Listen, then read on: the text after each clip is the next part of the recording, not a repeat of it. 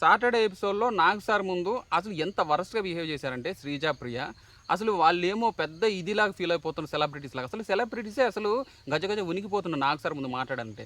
So Nag sir ఎంత పెద్ద person, అంత పెద్ద పర్సన్ని అతని దగ్గర కూడా ఎలాగో వీక్ డేస్లో మనకు తప్పదు కదా ఈ టార్చరు.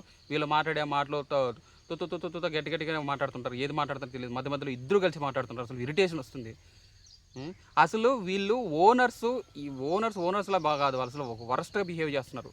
సో వాళ్ళకి ఈ ఎవరైతే టెనెంట్స్ ఈ సెలబ్రిటీస్ ఉన్నారో ఈ సెలబ్రిటీస్కి అసలు వాళ్ళని ఓనర్స్ లాగా చూస్తున్నారో తప్పించి వాళ్ళు అసలు కామనర్స్గా అసలు ఎక్కడ ఒక్క 1% కూడా వాళ్ళు అసలు ఫీల్ అవ్వట్లేదు. వీళ్ళే అసలు వరద బాధితులు పులిహోర పట్లకి వెయిట్ చేసిన వాళ్ళని చూసినట్లు చూస్తున్నారు. అసలు చాలా వరస్ట్గా బిహేవ్ చేస్తున్నారు ఓనర్స్.